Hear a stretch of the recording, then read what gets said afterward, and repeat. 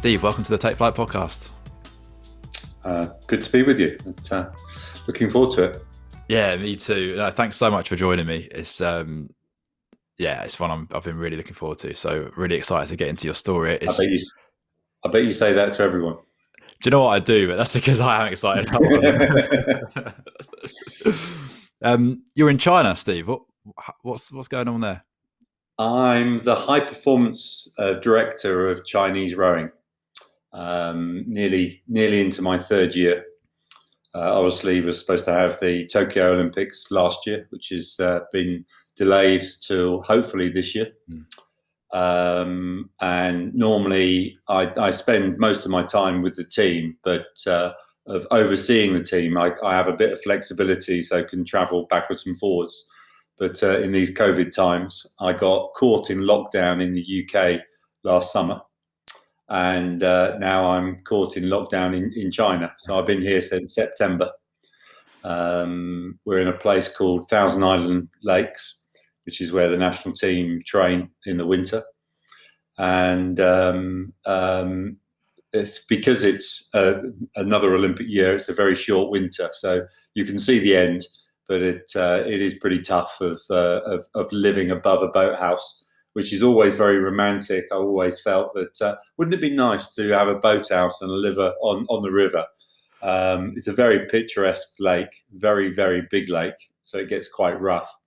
This is my life. The 10-story of accommodation block above a boathouse with a 5-minute walk to the gym, and the eating hall is on the second floor. So you can hardly leave the campus, which is good in some ways in these difficult times, but pretty mind destroying for us Westerners that are not used to that sort of intensity of closeness. When I used to train, is that we used to go training.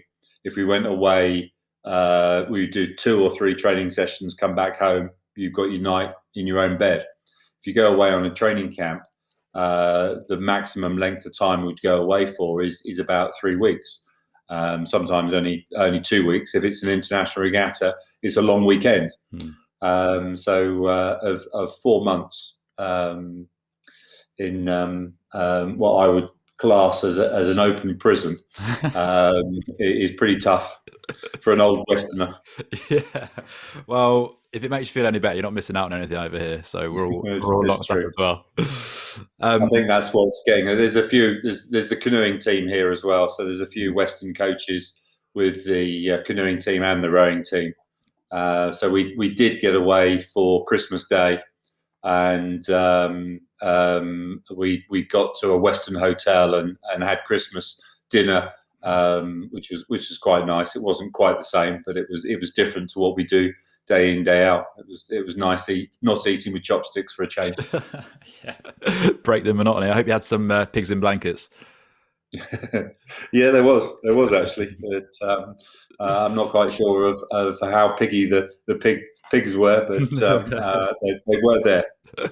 Brilliant.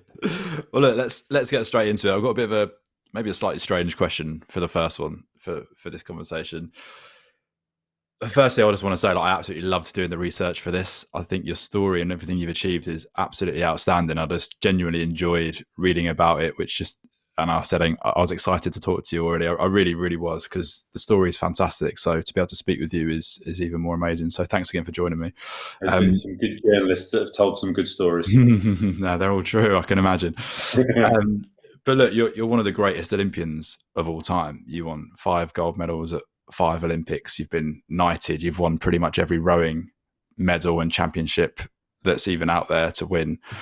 So slightly strange question, but I just wonder, with all those achievements, as you look back, what is it like to be you? What is it like to be Steve Redgrave? In some ways, it seems like it's somebody else. When people sort of say, that you admire of what you've done and what you've achieved, they're talking about somebody else. They're not. It doesn't seem to be me, and I can see that person. I understand that person and what that person's done, but it just doesn't relate to me on any sort of level at all.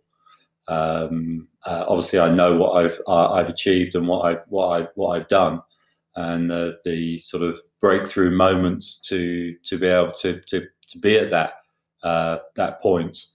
But it's almost like watching a film of it. It's somebody else that's did it, not me itself.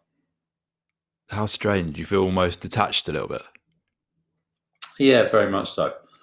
In a cold light today, in the sort of, if you sit down and think about it, that I know I've won 5 Olympic gold medals.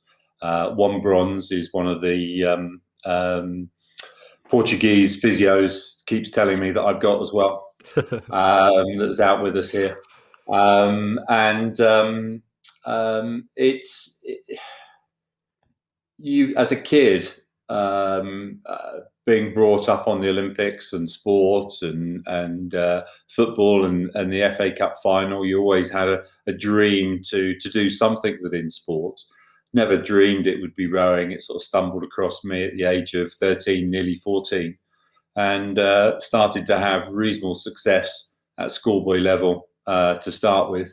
And very quickly people were saying, you're capable of being a world champion. You think, oh, world champion, that sounds nice. Why not Olympic champion? So from the ages of 15, 16, I was setting my targets to try and win the Olympics. We hadn't won Olympic gold medal in the UK since 1948. So there was a lot of history of failure until 84. But I had this inner belief that I could do it. But isn't any kid like that? Don't they believe that they can do something? And then the older you get, the more you sort of look back and thinking, no, that was pretty remarkable. And then to get it right once each 4 years, with 4 years in between, with illness, injury, the Eastern Bloc domination at the beginning of it, and then the rest of the world of playing catch up, and almost any country, rowing country, could produce some good crews. So it was a very much a sort of changing feast, and to be part of that, and to get those results on that day every time, that is pretty remarkable. Well, to be leading that actually is remarkable. How did the awards feel? You know, when you get rewarded for things that you did years previous, whether it's the being knighted or the BBC Personality of the Year or the Lifetime Achievement Award, you know, when you get honoured with these things and validated for the things that you've achieved, like how does that feel in comparison to the day of actually achieving it? Some people feel that should be bigger than the achievement you've done. And you can get caught up in that romance in some ways. But the fact is, if you didn't produce on the water, or for me on the water, is that those accolades wouldn't have come. And so they're a recognition in some ways of being knighted by your country, of 10 Downing Street, of the Queen actually doing that. Is that is the ultimate recognition, is that I think I was the first sportsman, while still of just finishing my career, of being knighted at that point. There was talk of me being knighted as I arrived back from Sydney. And this is rumours. I don't know if it's factually right or not, but that someone that Sir Francis Drake got knighted of when he came back to the shores. So I don't know if it was any link from that, but obviously that didn't happen. It was the New Year's honours list of 2000, 2001. But it's just amazing to have the ultimate recognition, and I don't treat it from the Queen or from the government of the time. I treat it from the people of the UK. Is that what impact was made of the crews that I rowed in? Is that it made a difference in people's lives, that they remember it. When I went to my first Olympics in '84, we became favourites only 2 months before, and we won the gold medal. and Great Britain won 5 gold medals at that games, and almost all of them are household names. When we used to win gold medals, that was household names because they were our greats from whatever sport they were coming from. We didn't have that many of them, and then suddenly I was one. And you're sort of walking around the streets. I thought, I'm not going to be able to walk around my hometown of Marlow. I'm going to be mobbed by everybody, and it wasn't like that, fortunately. The reality is when people were talking to me, they were saying, "Oh, and what do you do?" And I said, "Well, I row." I was like, "Who do you row for? Oxford or Cambridge?" And you sort of because of a sort of polite little of chuckle. And say, no, actually, the Olympics, and this was it, and I won an Olympic gold medal. Oh, Olympic gold medal! God, you must have trained really hard the last 2 months for that. And you're thinking, yeah, the last 2 months is probably the easiest of it all. I was 22 when I won my first Olympic gold medal, and so that I did make the qualifying time to go to Moscow as an 18-year-old, and I started 4 years from that. So it was 8 years leading up to my first Olympics of training almost every day to be able to achieve that. And I suppose what's happened with sport and the, sort of my story going through is that after Atlanta, if I was spotted, is that, oh, you're that rower. You did really well. And it just totally changed from being recognised from what I'd done over a number of games with the people that I competed with. And people got to realise of what training and preparation needed to be done to have the chance of having a go at being a finalist or a medalist.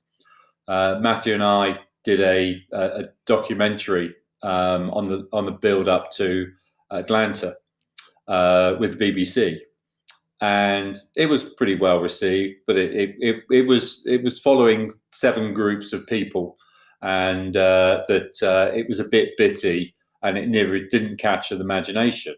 And then the BBC came back to us and saying, well, now you're doing the 4 for Sydney.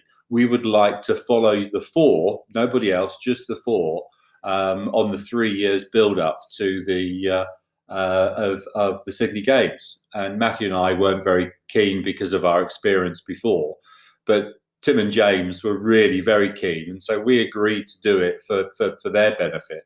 And it ended up being a really put together, really well documentary of it was called Gold Fever, and the highs and lows of the 3 years preparation. Tim severed the tendons on the back of his hand dancing at a party where he threw his arm back and put it through a pane glass window.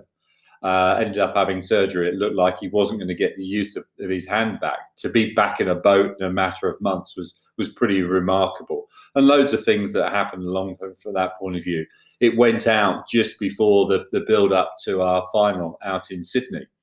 And other sports people, other Olympians who have been around for a long time, Karen Pickering from swimming, for one, came up to me and said, "Oh, thanks for doing that documentary." And I hadn't really seen it at that point anyway. And I said, "Well, what do you mean?" She said, "It's just made such a difference. I've got close friends now realise of what I do and how I go about things." And it sort of made impact to other people and other sports of that. And of seeing us trying to cope with a normal life, being married and children coming along, and trying to do the preparation, and trying to be pretty selfish and soulless of what you're trying to do in those ways. It just sort of resonated with people, and that made a huge difference to of what we did and how we did it. Yeah, it's incredible to hear. It's such a huge sacrifice, isn't it? And I think that a lot of us don't see what goes on underneath the surface. You know, there's that analogy, the tip of the iceberg, and then all the graft and everything else that goes on underneath. Like even this, for an example, I get people ask all the time, like people will ask me, how did I get Steve Redgrave on the podcast? It's like, I've been doing this for 3.5 years. It's not something that just happens just by asking, you know, on a one-off. So yeah, really interesting. I'd love to know, Steve, if you could summarize the kind of 3 years then that goes into being in the best shape you could possibly be and to win a gold medal. What sort of work goes in? Well, for us, it's a 4-year program that we have a World Championships every year. Apart from Olympic year, there is a World Championships that year, but the Olympic events are not competed at the World Championships.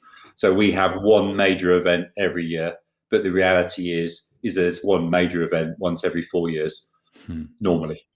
And that is the build-up. So that you finish the Olympics, some people retire. You have the sort of under-23s, the younger athletes are fighting their way in the team. So they get their opportunity because some of the older ones retire, or they're good enough to push their way in. After the games itself, you have about 6 weeks break, and then we get back into training. 2 sessions, 3 sessions, sometimes 4 sessions a day. Rowing is quite a muscular endurance sport, so it's hour after hour plodding up down the river, throwing weights around a gym. We would meet in the summer at 7:45, be on the river by 8:00. We'd do a standard session of 20 kilometers, low endurance, which I say low endurance, that's holding the heart rate about 120 to 140 beats per minute for the hour and 3/4 that you're out on the water. You come off, you have a second breakfast, a little bit of rest, and then you'll either be back into the gym, there'll be a muscular weight circuit, or back out on the river, probably about 16 kilometers, sometimes a little bit less than that, of 12. And then 3 to 4 times a week, we would do a third session.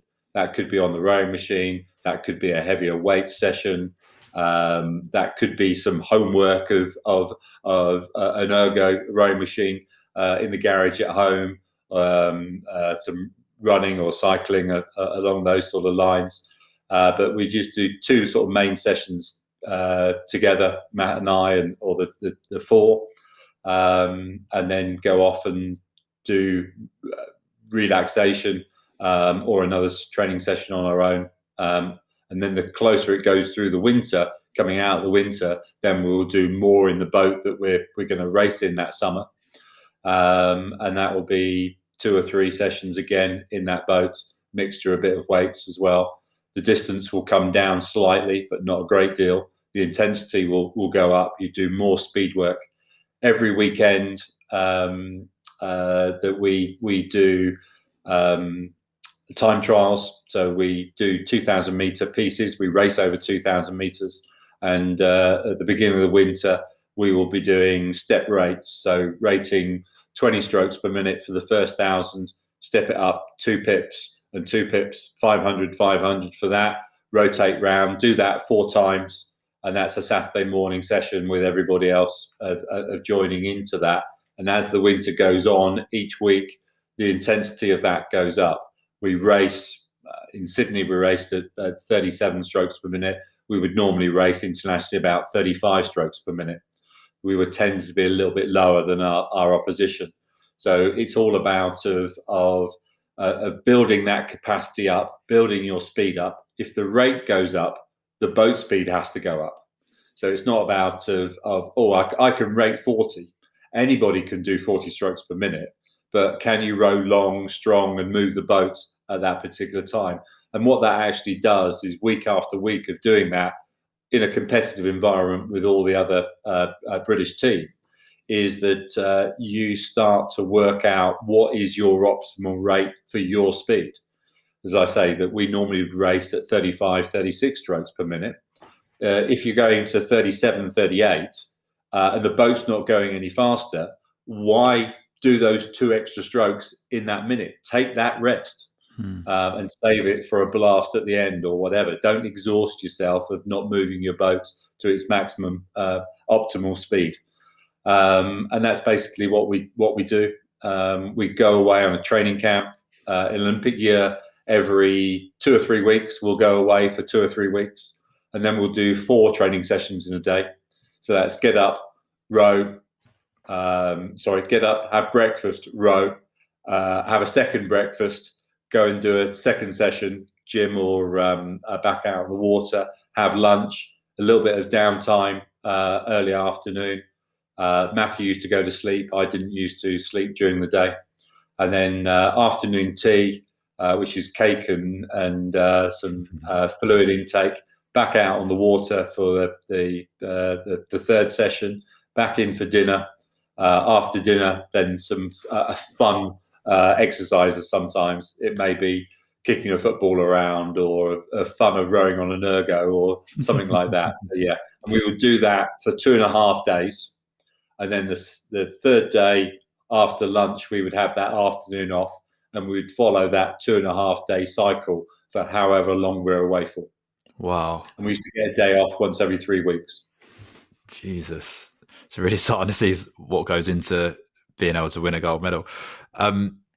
I find it interesting because my sport was football, and I used to get bored really about 2/3 of the way through the football season, just because I don't necessarily know why. I think just having the commitment of doing it every single week, playing every single weekend, traveling and everything else. So I just wonder how you stayed motivated during the monotony of every single day, churning out session after session after session and constantly pushing yourself with the intensity as well. So always pushing that intensity and making it harder on your body. So yeah, how did you stay motivated during a year's training, let alone 4-year target? And footballers are a little bit more talented than rowers are. They can turn their hand to most things. I know a number of footballers and rugby players that are very good, keen golfers as well. And I think Gary Lineker never played golf until he finished football. And in his first year of playing golf, he got a handicap of 12, I think it was. And then the next year, he was down to 4. I've been playing for centuries, and I'm still playing off 16. I've actually got down to 14, but it seems never coming down. And so that's that hand-eye coordination. Rowers row because they can't catch, throw, kick, or do anything else.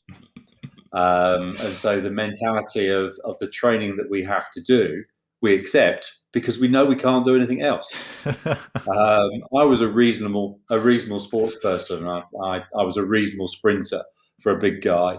I could turn my hand to most sports and do it reasonably well, but nowhere near to of some of the other sports, how they can adapt and be at the top of one sport to the other. Nigel Mansell, a motor racer, sits in a car and drives a car, but an outstanding golfer. He played in the Australian Open. He got an invitation to play in the Australian Open. Pretty remarkable, really. I don't think I would get an invitation to do anything else, and they wouldn't even invite me to row anymore. I think you're being slightly hard on yourself. So you were motivated because you had nothing else to do, is what you're saying? We had a lot to do training-wise, and it was a hard regime, but a fun regime. But you're talking about before about of what we were doing is that that's what you have to do to have the ticket to be able to have the chance of competing at the highest level, and that's the spiral process. Is that somebody that's got natural talent wins the race. So the one that doesn't trains a bit harder, works a bit harder, beats the one with the natural talent. The one with natural talent says, well, if I do what he does, then I can catch him up and get back to where I should be. And so of training process goes through different phases, but most, if you look back through the history, it's more about the more volume, quality, intensity that you can put in. Everyone in their period that they're involved in sports, they can't do any more than they're doing now. So I retired 21 years ago. Now coaching the Chinese team. They're not doing that much more than I was doing, but they're on permanent training camp. They're on training camp 50 weeks a year. I would have never been able to do that mentally. There's no way that I could have done that. But they've been handpicked from their community. They've been put into a sports school, specialised in a sport, and that's their life. From the ages of 13, 14, 15 through to their early 20s. Very few of them go beyond getting to their 30s. They all retire quite young, but I think that's the intensity. They're pushed very hard. They're taking out of their environment. They do get paid for doing it, which is different from what I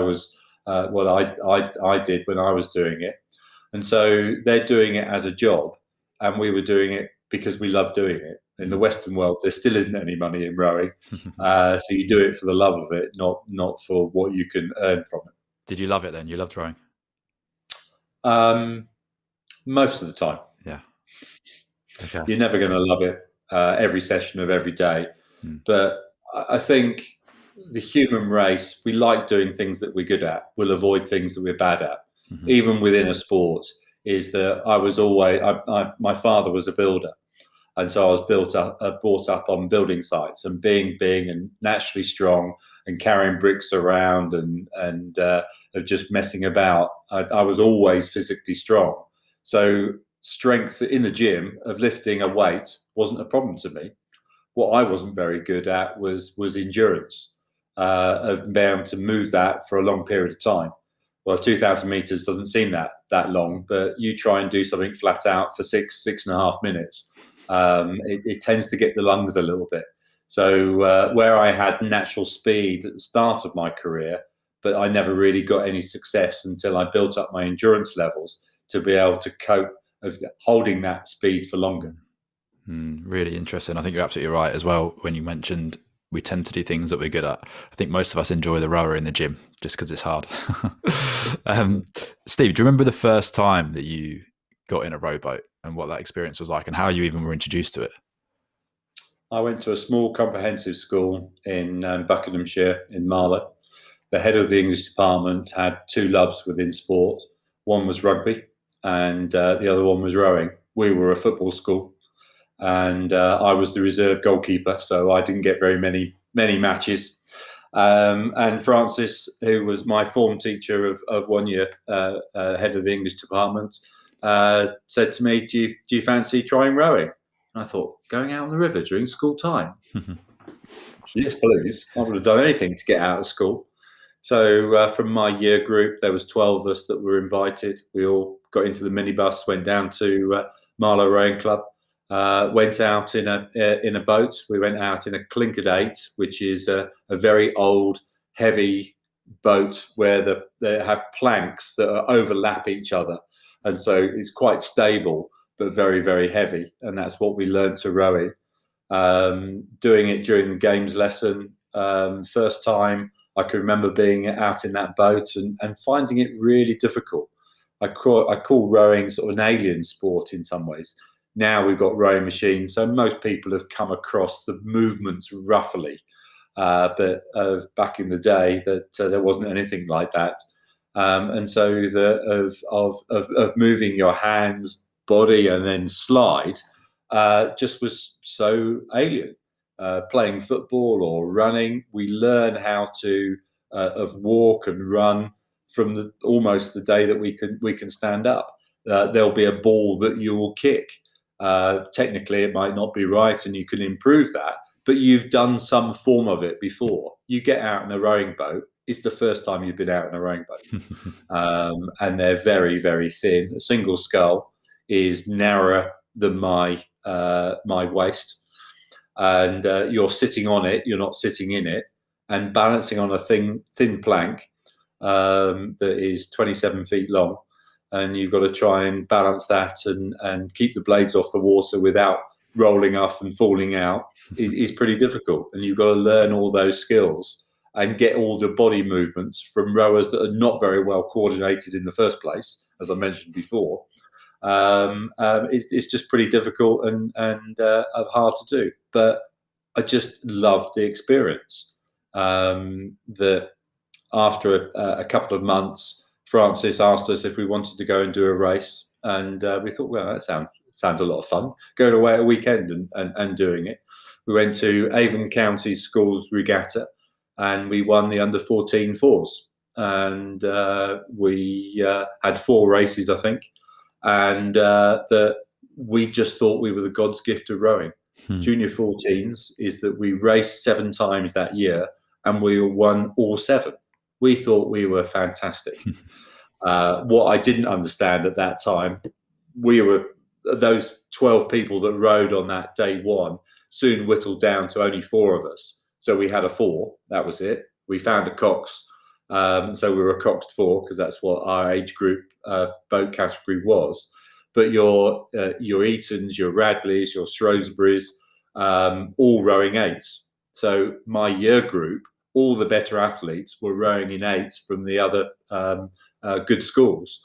And so we may be racing their 3rd or 4th 4, because they would be in a 1st or second 8.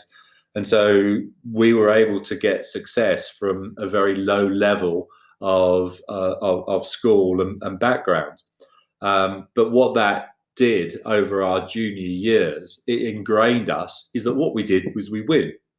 So when we did go to junior trials and try to get to the junior team, is that we were coming across the best athletes in our year group, but we won races. And so when we were side by side, you look across and thinking, yeah, this is hurting, but we normally win. So let's push on. And so that instinct of winning certainly paid off later in life. There's other bits and pieces that always trying to stop you doing that. But from a very early age, I was used to winning, and that's what I liked.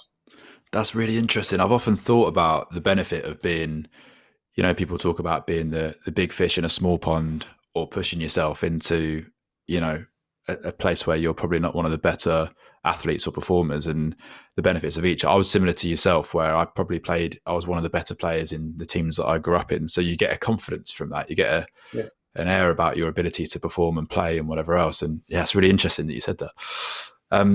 Steve, I've spoken with Super Bowl winning NFL players, world champion boxers, Premier League winning footballers, British Lions rugby players, and I found it really interesting hearing what they feel is important as far as finding success in their particular sport.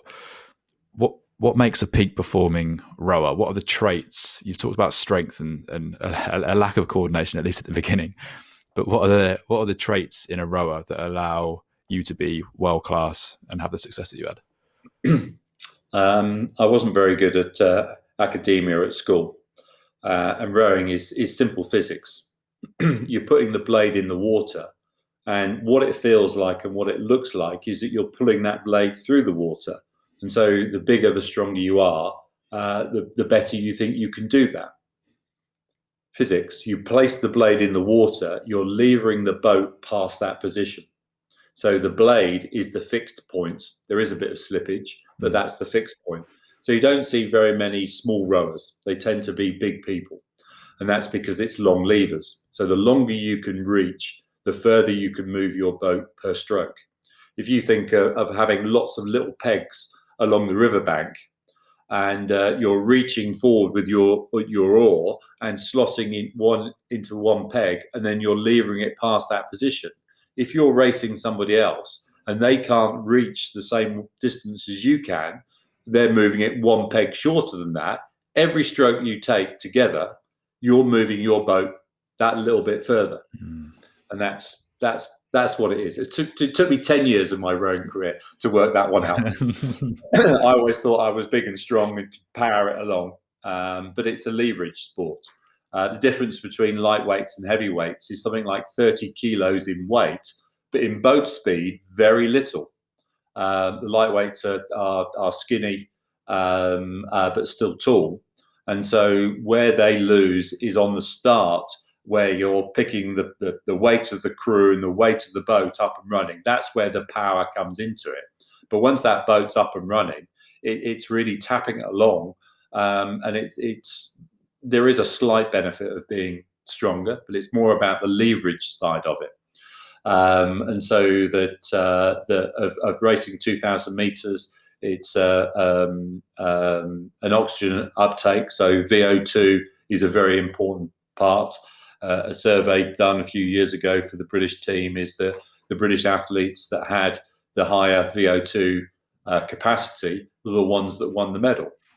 So you're saying, well, why send out this wide net to try and coax everybody into the sport. Just go and find out the ones that have got the VO2 and the long levers and get them into the boat. In fact, what we did for 2012, the Sporting Giants program, and it was proved to be very successful.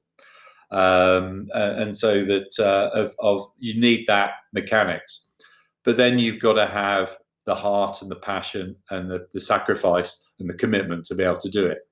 Now, journalists will always want to talk about of the sacrifice and the hard work from it, which you have to do. But I never really saw it as a sacrifice. Is that I enjoyed what I did. Not every training session, as I said before, but of going out there, of doing something well and trying to push the boundaries to another level that nobody's ever done before, becomes very motivating. I'm a very shy person. Doesn't really sound like it the way I can waffle around nowadays. Is that when I was younger, I wouldn't say boo to a goose and would avoid it like a plague. And so rowing has given me confidence in my own skin in some ways. Of what I've done on the water has helped me off the water as well. And I believe sport is very much a crucial part of our youth's upbringing, because you deal with success and failure. And it doesn't always have to be sport. It could be the arts as well. But I think that to be a rounded person, you need to have something else than just being in the classroom. For me, sport was able to help me in the classroom in some ways, because it gave me confidence in my own right, where I was coming at the bottom of maths and English all the time, but doing okay on sports day. And then when the races that we used to do at school on a Monday morning's assembly being announced, and our junior 14-4 won again this weekend, and it makes you feel good, that self-esteem, that confidence, and I think everyone needs that in some degree. Everybody's good at something. Sometimes it takes us a while to find what we are good at. Fortunately, somebody stumbled me across the sport, and I found that one thing, the only thing that I've ever done reasonably well. Amazing. I absolutely love that. I couldn't agree more. I know I owe a lot to sport and how it shaped me, and you learn a lot about yourself and grow and develop as a person. I couldn't agree more. I think that's brilliant. Interested to know whether you have had any pre-race rituals or anything that you did specifically that allowed you to either get in the zone or you mentioned mentality and psychology. Like, how did you get yourself set up? You can easily get superstitious about things. I used to have a St. Christopher, and used to wear that. And then of girlfriends that I had, I used to pick up a memento from them, and this St. Christopher necklace around my neck was getting bigger and bigger with different things being added to it. And that it came to the point that I thought, this is crazy, that it doesn't matter what you do. It doesn't matter what order you put your socks on, or if it's got to be a same underwear that you wear every time. It is all nonsense. What that's doing is getting through the pressure of leading into an event where you feel your head's going to explode and you need some escapism from it. And so I became superstitious about not being superstitious. That's what I tell everybody anyway. The only one that I really kept is that when we used to go to Olympic Games, Commonwealth Games, World Championships, and we get our kit for that event, we would normally get given 2 racing one suits. And I would only wear one. The first one I opened and put on would be the one that I would wear through the 3 or 4 series of races. I would wash it, but I would just use that one. Never told anybody that's what I did. So all my Olympic kit, where I've got of 2 racing suits, I know the one that I won the races in, and the one that I didn't race. But I never told anybody that's what I did. I don't know why I did it. I don't think it made any difference at all. But it was just something that sort of stuck with me with that. I suppose the best ritual is try to cross the line first. We all start lined up together, and the one that crosses the finishing line tends to be more have a lot more fun and enjoy it a lot more than the one that crosses the line last. Yeah, that's great. Last one on performance. I just want to talk a little bit about self-doubt. I think so many of us suffer with self-doubt, and maybe it's just fears of achieving the things that we aspire to achieve and then thinking about what happens after that. But I wonder how you overcame self-doubt, whether it was just before a race or whether it was during, if there was any internal dialogue, and particularly if we talk about the 5th gold medal, because I can only imagine there was a huge amount of pressure on yourself to deliver. How do you kind of manage that conversation with yourself? It's probably the 4th one is better to describe than the 5th one. In Atlanta, is that, as I said earlier, about of not being sort of recognised of what you've achieved from your first Olympics. Second Olympics, that stepped up. Then I rode with Matt Pinson and won the third in Barcelona. And we were going to carry on together. We rode in the pair. We knew that we wanted to carry on. We felt that we'd moved this boat on. We'd broken the world record. I had illness before the Barcelona games and had a short window of good health where we were able to win. But we wanted to go on to Atlanta. We found a sponsor. We were going around meeting thousands of people, telling them that on a certain day we were going to win a gold medal. The TV cameras started coming down and wanted to cover us where they'd never been interested in before in my rowing career at that point. And if anybody, a journalist, wanted to come down, we'd want to roll out the red carpet and give them the VIP treatment. And it got to the stage that there were so many people who wanted to come down from all around the world, is that we never stopped them coming. But we just got on with what we had to do because it would have interrupted what we did. So we almost having a press conference some days before of our training, and then there's a bike there you can cycle up and down the bank, but we've got to go out and do our work, and all this build up, and then as Atlanta got closer, is the intensity of everybody else felt was on our shoulders, is that we were the favourites. The BBC that cover the Olympics for the broadcasters at home, what they tend to do is, it's Olympics. It's another 4 years of athletes. Who we got from the last Olympics? Steve and Matt, they won. They're going again. They've got to be favourites to win again. We're going to follow them. And so that suddenly there wasn't sort of out of the blue of us suddenly winning another gold medal. Rowing does quite well. They win us gold medals. It was Steve and Matt, what they do. And then if you remember Atlanta, things weren't going very well at all. We raced in the middle weekend. It's not unusual that we're one of the first gold medals. But we were the first gold medal of those games. In fact, we were the only gold medal of those games. And that I think everyone that was coming up to compete felt that pressure if they were a medalist, is that the British team are not doing very well. Fortunately, we were the ones that were able to achieve and took what we hoped we would get. But the pressure, the intensity, the week leading into was awful. My father, he's passed away now, but he's a very, very quiet man. And they were put up by people in Atlanta and a little community. They all got them to the village hall. My old man, very strong upper body build, on building sites all his life, but wouldn't say boo to a goose, and wouldn't speak in public at all, would avoid any public limelight at all. And they were the village hall of a few other families around that were from the rowing community, not all from the UK.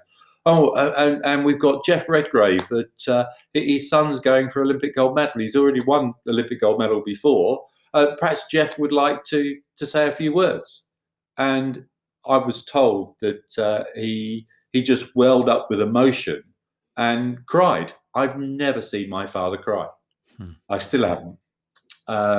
And to hear that story before you go and race, that puts a lot more pressure onto yourself as well.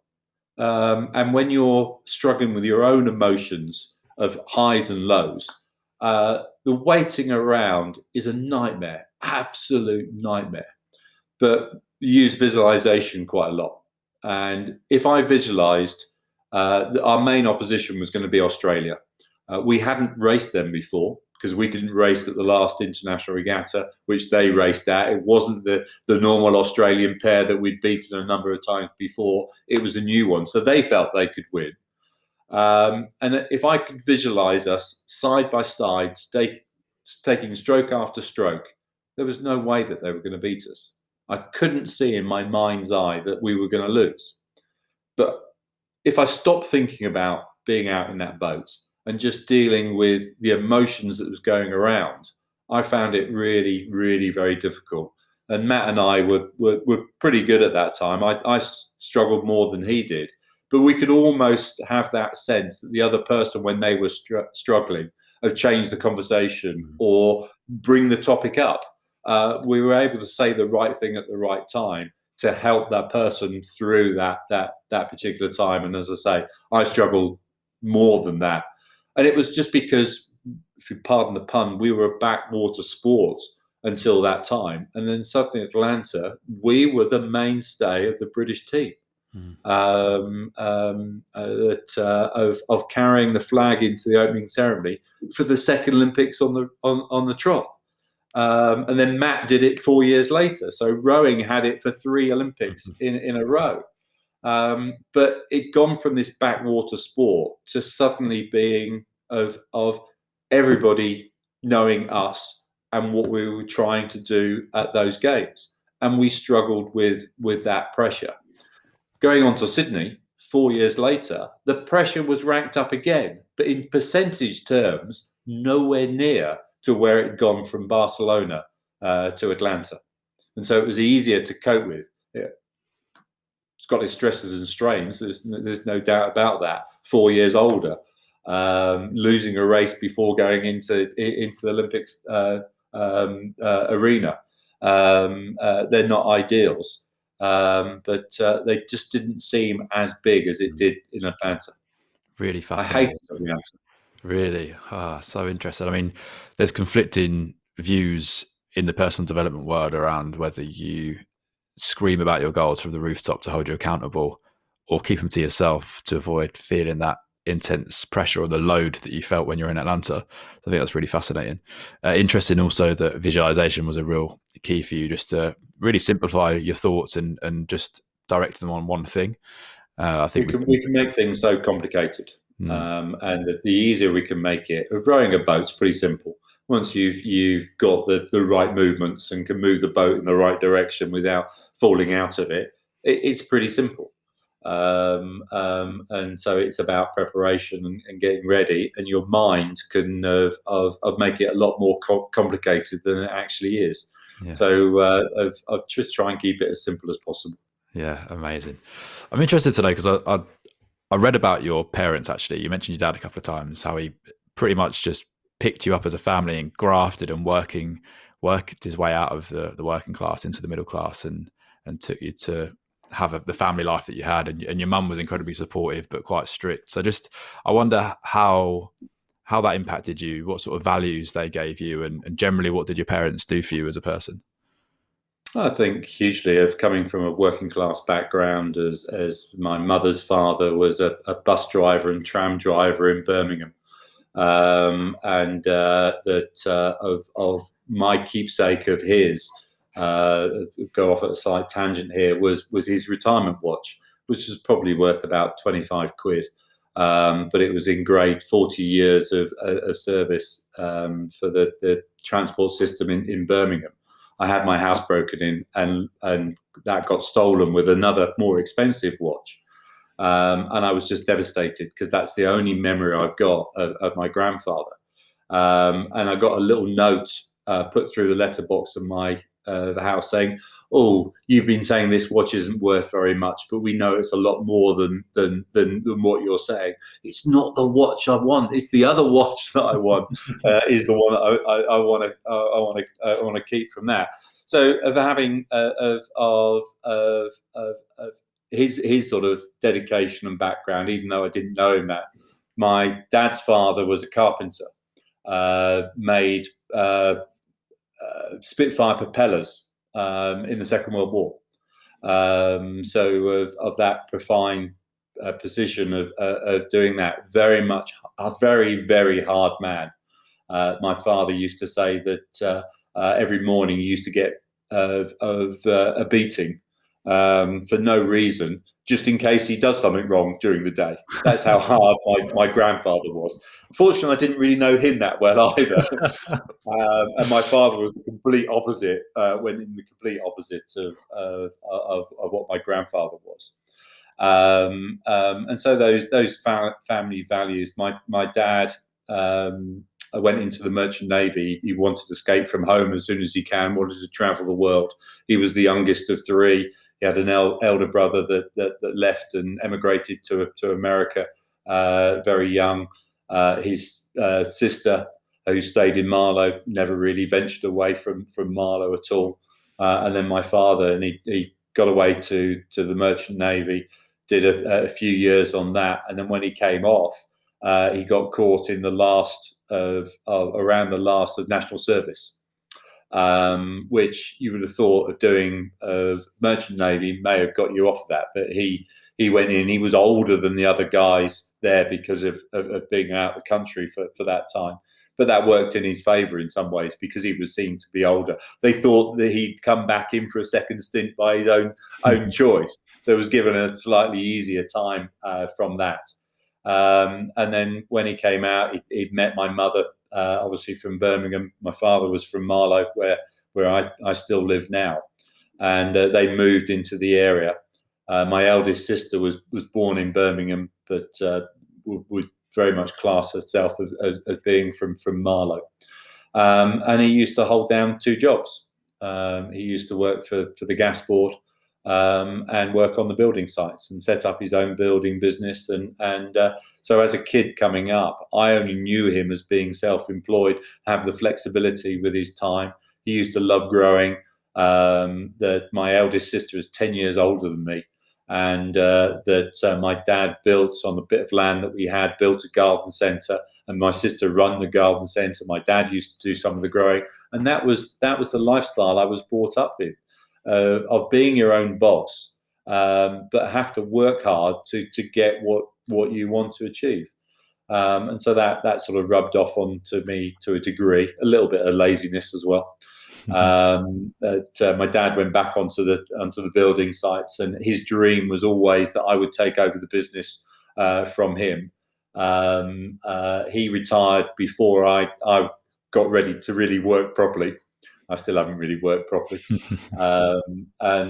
So I used to go out training in the morning, turn up on the building site, middle of the morning.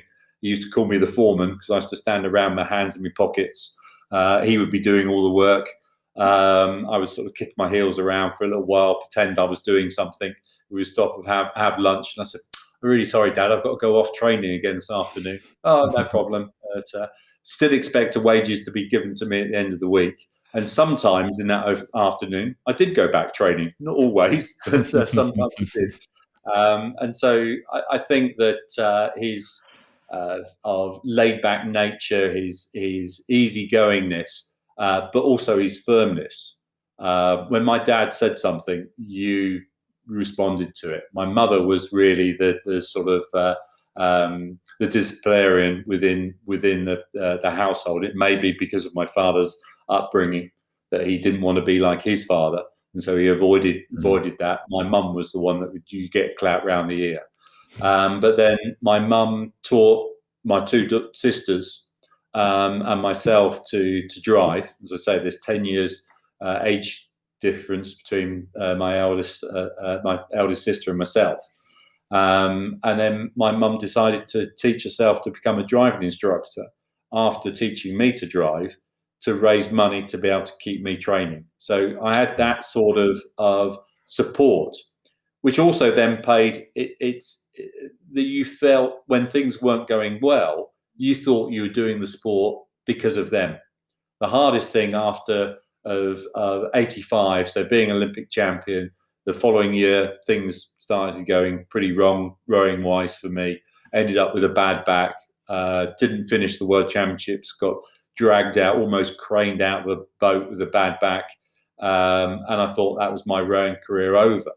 And I went to my parents. I wasn't living at home at that stage. I went to my parents, and that was the hardest thing I was ever going to do, is to tell them that I was stopping, because I felt that I was going to get one abuse, verbal abuse, that saying you're stupid, this is the only thing you're good at. why stop? And actually, my mum was brilliant. She said, "We think you're stupid. We still feel you've got a lot more you can do in this sport. But if that's your decision, we support you." And that's, and I thought, cool. That wasn't what I was expecting. In fact, if they'd given me a hard time, I would have then sort of dug my heels in and probably would have stopped. But because they were so laid back about it and supportive of me, I thought I was doing this for them. Actually, what do I get out of it? And it made me look at it in a much different way, and able to look at it more rounded. So fortunately, the way that my parents treated me in different times actually related. Sports psychologists of their time. Yeah. Oh, amazing. What a loving household that sounded like, to have that support as well. And then the sort of the example that you look at. I remember speaking with someone, they said, children don't listen to you, but they're watching you. So the example of what they're doing is amazing. Like my dad is from the north, and my granddad was a coal miner. So to have that sort of toughness, and then similar to you, my mum was incredibly supportive and nurturing, and I think that's such a great combination. You talked about the adversity of overcoming injury, and you mentioned earlier on in the conversation about when you had illness and how at particular times you were lucky enough to have a window of good health to compete and achieve the things that you did. I'd love to hear a little bit about the illnesses that you had. I know you experienced ulcerative colitis and type 2 diabetes, which are both life-changing things to deal with and cope with. How did you do that and still maintain the output and be a world-class athlete at the same time? The colitis in '92, that was relatively late on in the Olympic setup. Is that we'd gone away on a training camp to South Africa in January. I picked up food poisoning while I was out there. Had the usual symptoms from that. It cleared up, came back to the UK, and then I started getting some more stomach pains, having that type of symptoms coming back again. Not uncontrollable, but certainly not right. And my performance was sort of getting worse and worse. The rowing machine tests and training that wasn't going very well. When you're rowing in a pair, is only it's going to be one or other of you or both of you not performing. Matthew was performing well in the gym. All his training was doing well, but the pair wasn't going as quick as it had done in the past. I could use the sort of the mental side of it. It's not all me. It's us not performing well of getting us over this problem.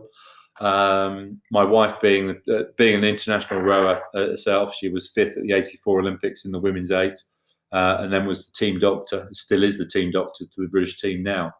And after a few weeks of my performance tailing off, she got me to go and see a specialist, a guy that she was under when she was at medical school. And we went off and saw him. And he had this sort of long list of all the conditions it potentially could have been.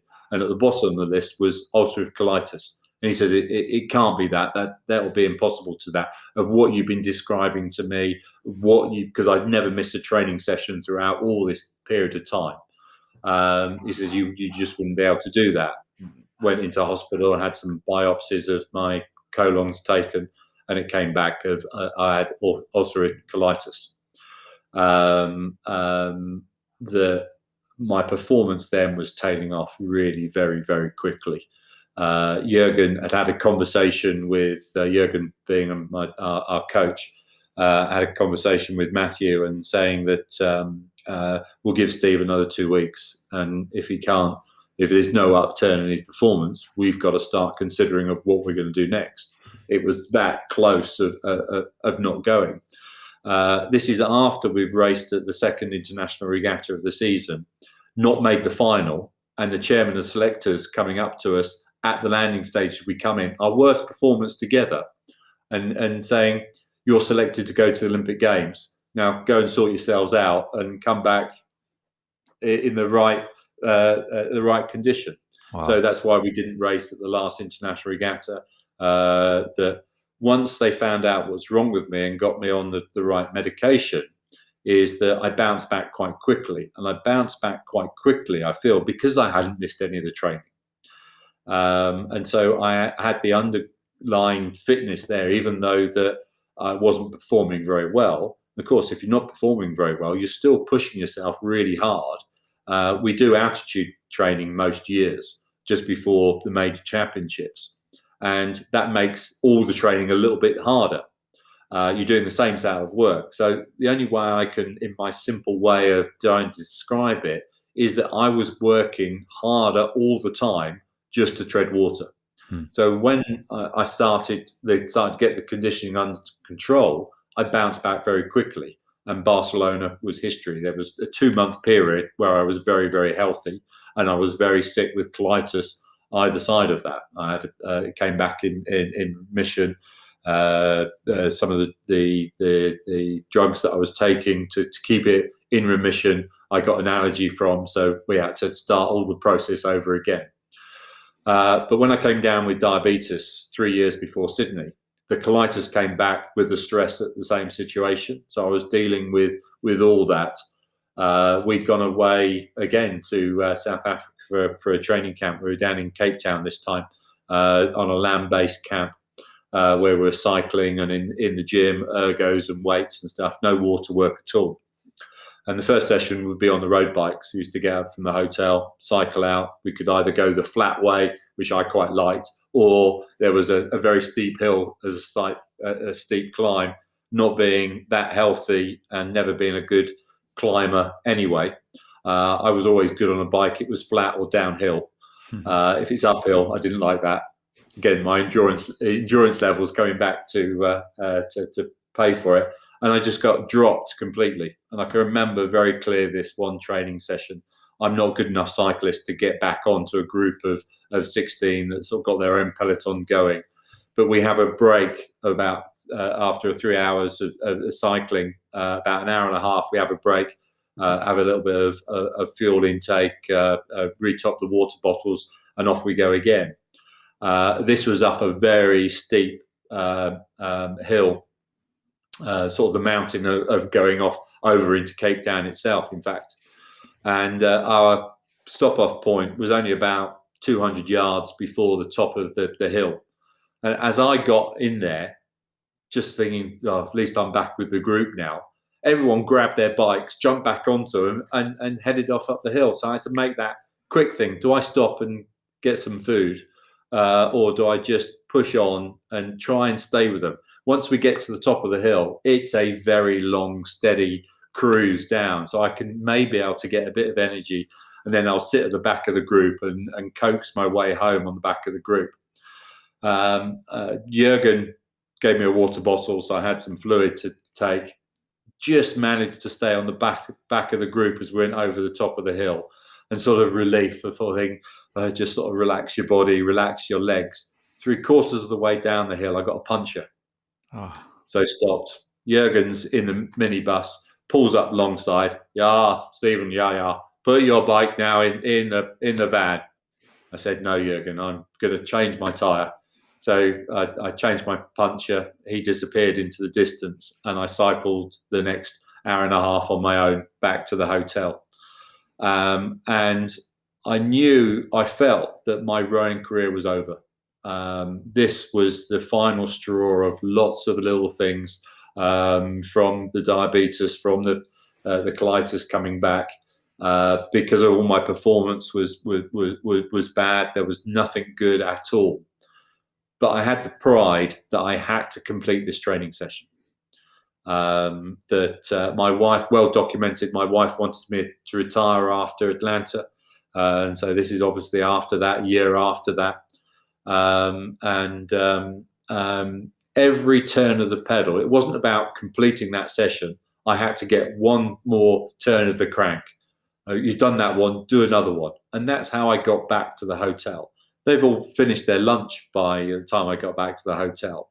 I threw my bike into the garage, didn't really care very much about that at all. Went up to my room, dreaming about all the way back how I was going to pack my bag and just go to the airport and just wait for a flight to go. That was the end of my career. And then I was too exhausted even to pack my bag, laying on my bed thinking, well, you got back. You managed to be able to do that. What's the next session? Oh, it's 20K on the rowing machine.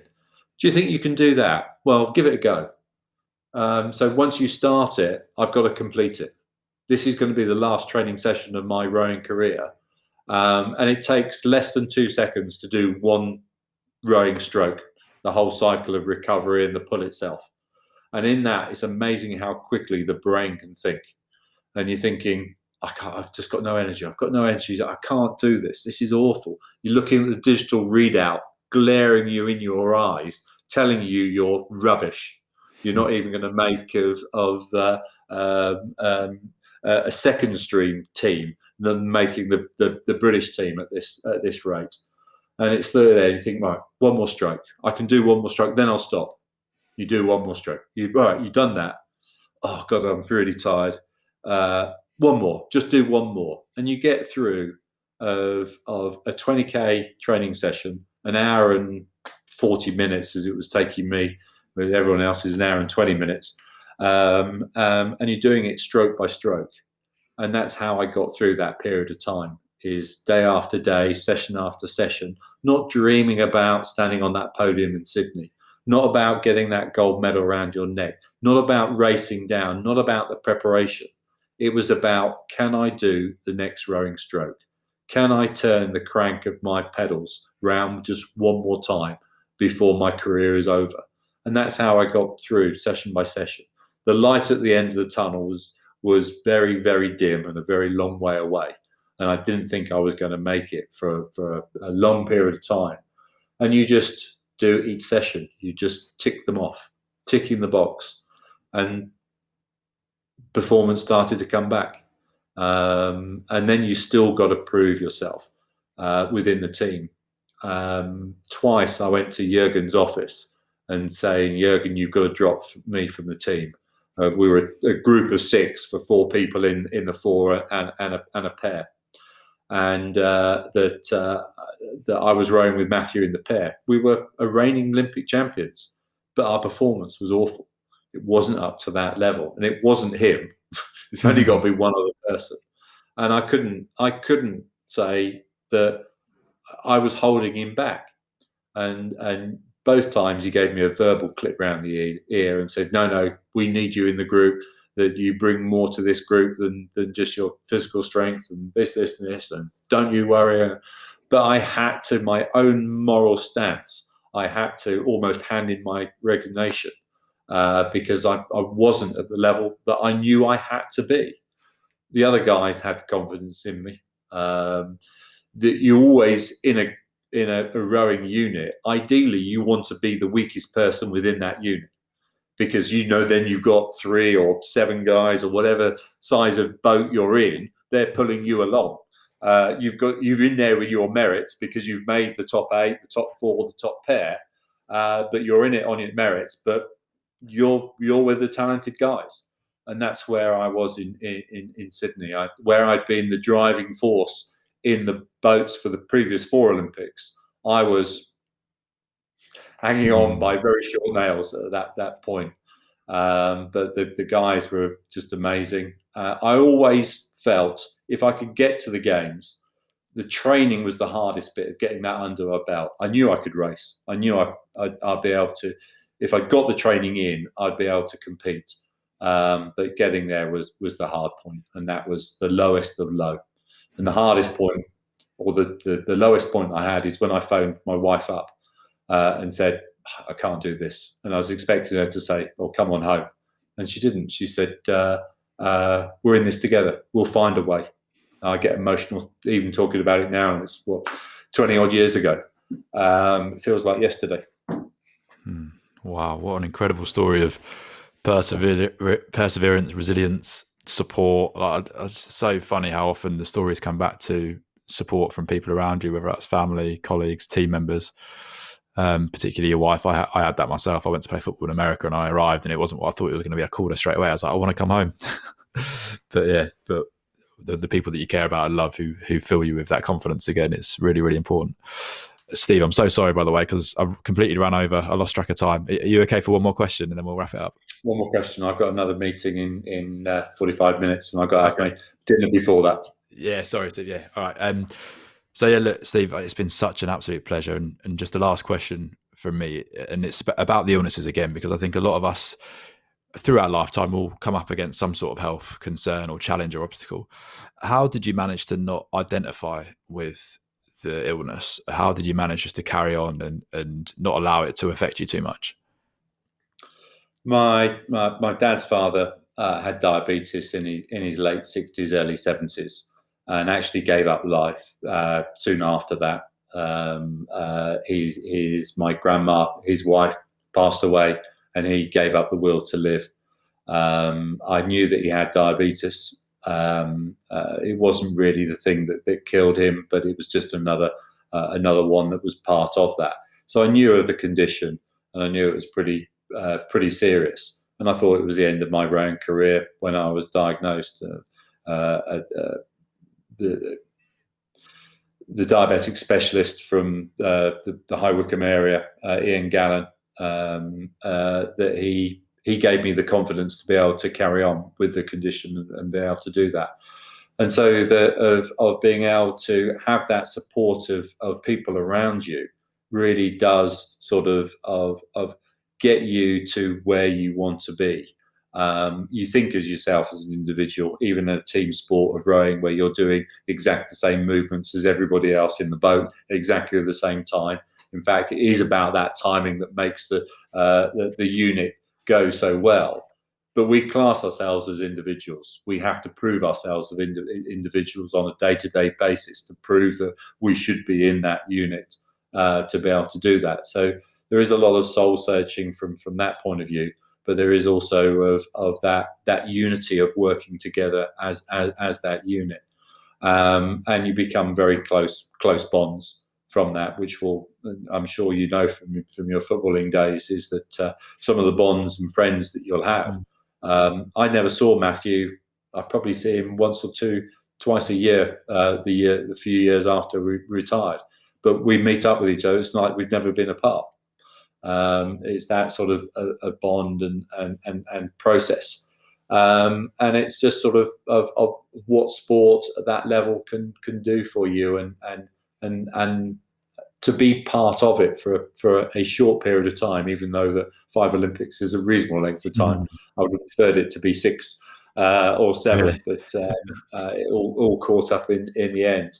But it's just amazing adventure to be part of. Yeah, what an amazing way to end the episode. I'm tempted to ask you about why it wasn't a 6th or 7th, but I want to be respectful of your time. Steve, thank you so much. I've thoroughly enjoyed it. The selectors didn't select me in 1980 after making the qualifying time. The chairman of the selectors that came up to me a few years later, he was actually worked for the Institute of Directors. And they had a big conference at the Albert Hall every other year. I actually spoke at that conference. Margaret Thatcher was speaking in a latter of her years there as well.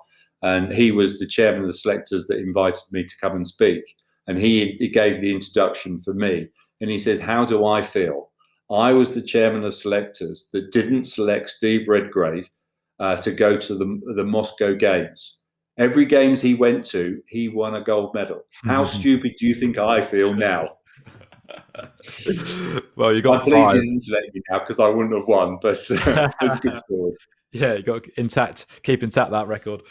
Well, look, Steve, thank you again so much. If there's anything I can ever do to support with whatever you're doing, I hope everything goes great with the Olympics if it goes ahead this year. And yeah, it's just been an absolute pleasure. So thank you so much. Thanks, Mark. All right.